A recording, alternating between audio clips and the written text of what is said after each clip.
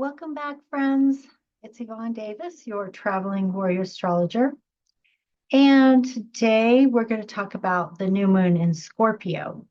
So here we are at the end of October, starting to get kind of chilly here in the northern half of the planet, so I'm all bundled up. So let's go ahead and talk about the new moon in Scorpio, which actually arrives on November 1st.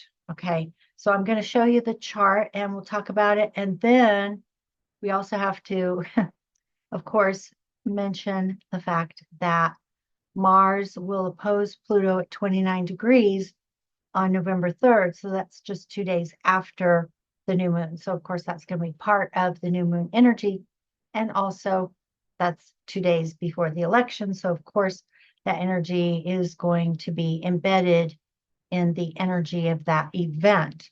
However, as you know, I'm not doing the political on this YouTube channel anymore, but I am still doing political astrology on my Patreon channel.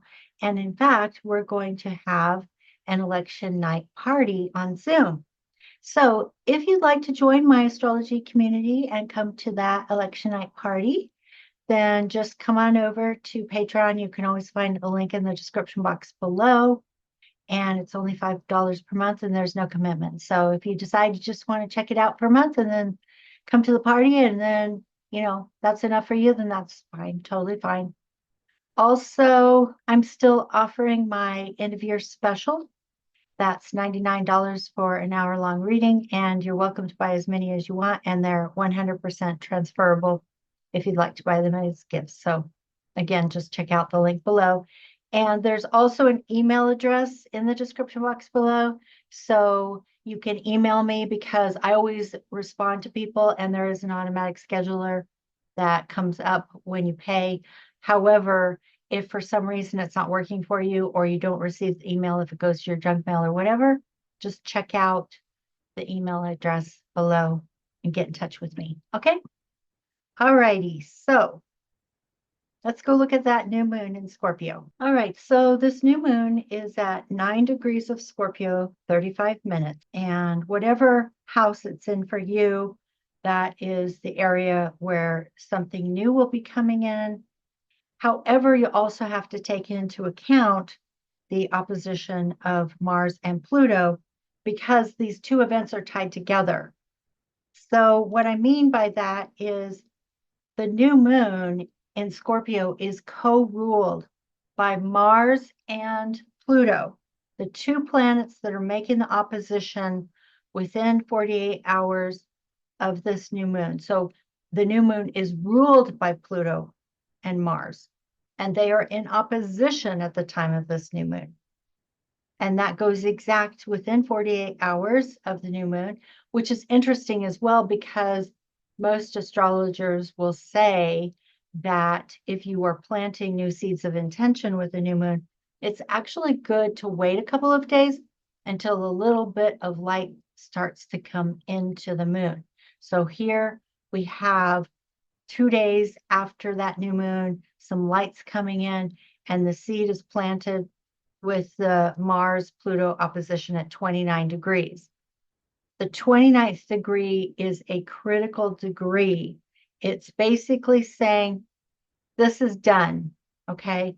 Now, this is part of my political predictions as well. Again, go over to Patreon if you want to get the full story of what this is about. But in our personal lives, basically what it's saying is whatever you are supposed to be learning from this opposition in this area of your life, it's time to get it now, okay?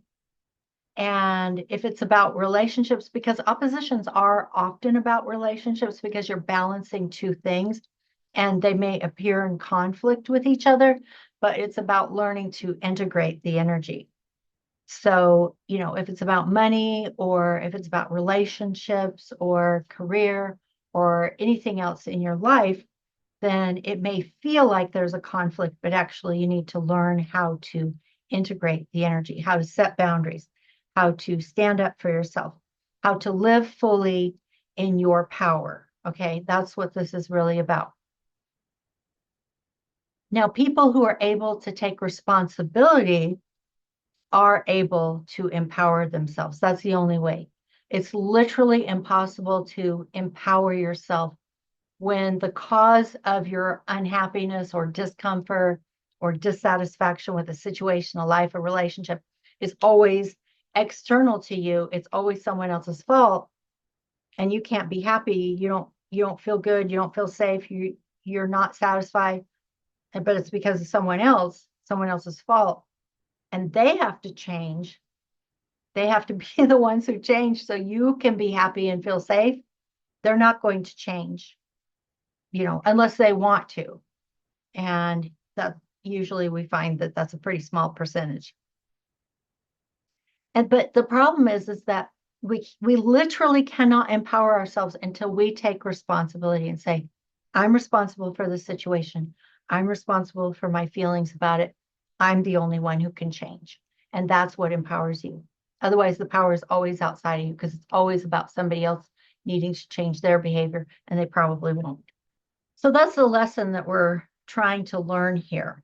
There is tremendous opportunity here for transformation and growth and empowerment if we're able to take responsibility. I think that's really what it comes down to. And there is a kite in this chart, which is wonderful because kites include trines and sextiles.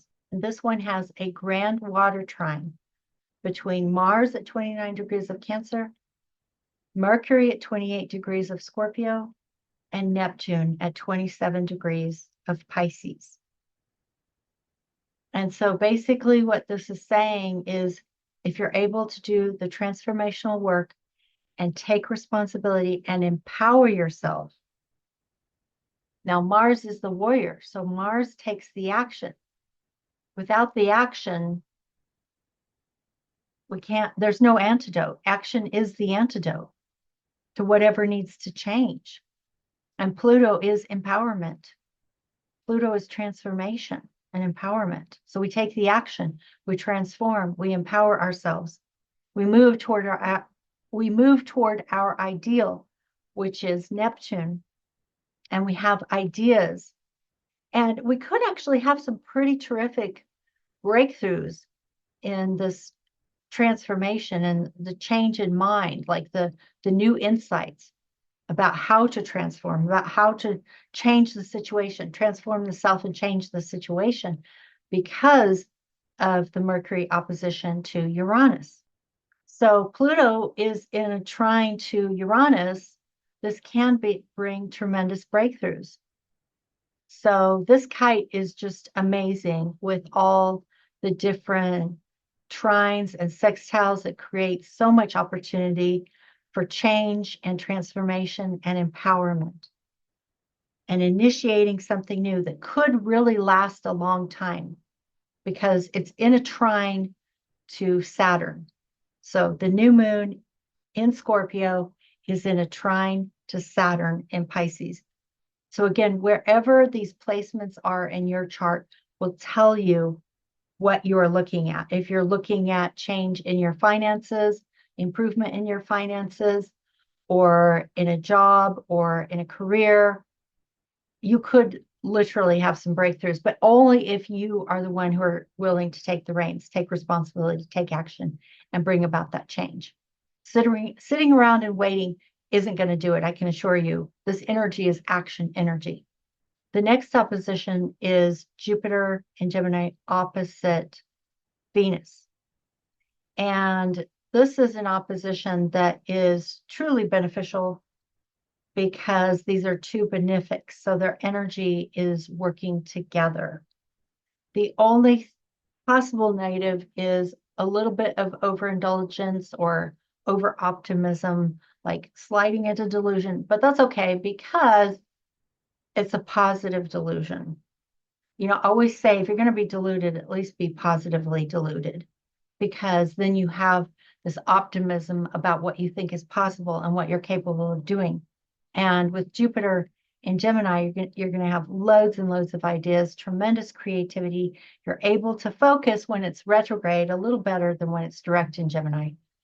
And in opposition to Venus, it's all good, really. It's just a wonderful energy to help boost this whole thing with taking action, creating something new, and bringing about positive change through transformation that could really last with that trine to Saturn. So to sum it up, I said that there were Mercury opposite Uranus, Jupiter opposite Venus, and Mars opposite Pluto. But again, there's so many trines and sextiles in this chart that there's a huge opportunity for beneficial transformation. So I hope you'll take advantage of this energy and make the best use of it. And again, if you want a reading, just check out the link below, or you can order through PayPal on that page and then go to the automatic scheduler, or use my email address below and get in touch with me. Okay.